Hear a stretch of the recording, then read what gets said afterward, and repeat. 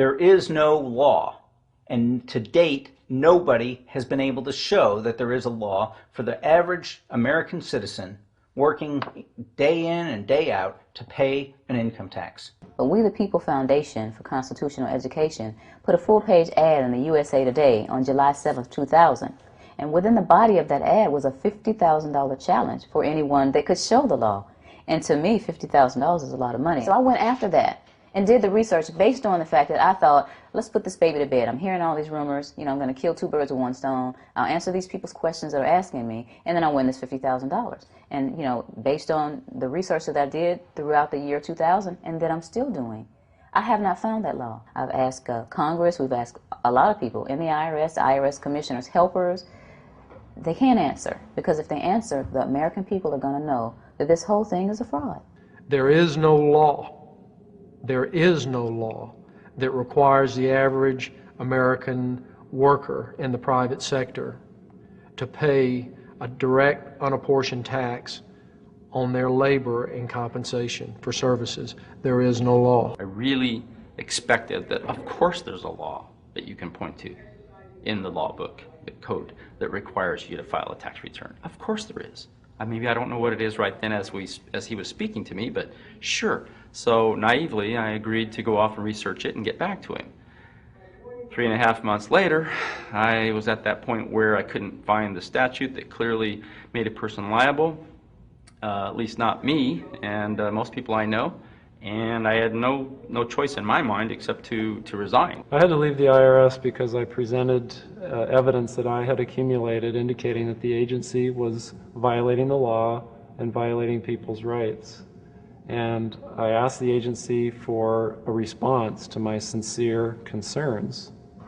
And the answer I got was that they would not respond to my concerns and that they would provide me with the paperwork necessary to tender my resignation. You can look through the statutes and look for the law that requires you to pay. And when you do that, you can't identify a law that requires the average person in America who earns a wage and works in private business to pay an income tax. American citizens, along with the foundation, have been asking the IRS to specifically provide them with the underlying legal foundation upon which they administer and enforce the personal income tax laws in our country. At the national level, when people would attempt to contact somebody of a much higher authority, say the commissioner, same kind of thing. They would get answers that were in effect non-answers. You have to understand that an agency which will unlawfully impose a tax that doesn't exist is not going to care. If we the people don't know what our rights are, they're not going to tell us. If Americans just learned that the IRS was actually knowingly deceiving them, that would be enough for them to rise up and put a stop to it. 100% of what is collected is absorbed solely by interest on the federal debt. All individual income tax revenues are gone before 1 nickel is spent on the services taxpayers expect from government. People have been told, that you need this income tax system to fund government, which is absolutely ridiculous.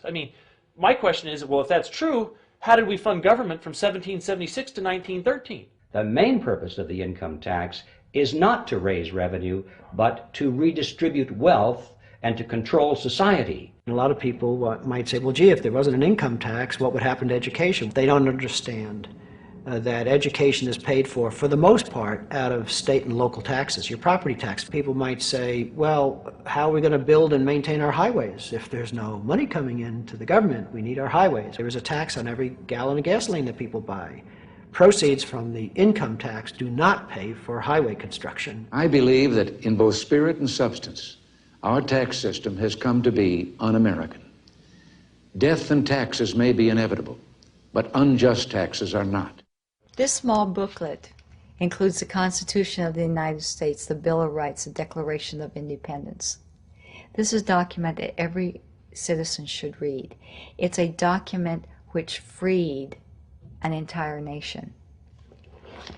This is the Internal Revenue Code, and this document and the unlawful application of this document by the Internal Revenue Service has enslaved the nation that this document attempted to free.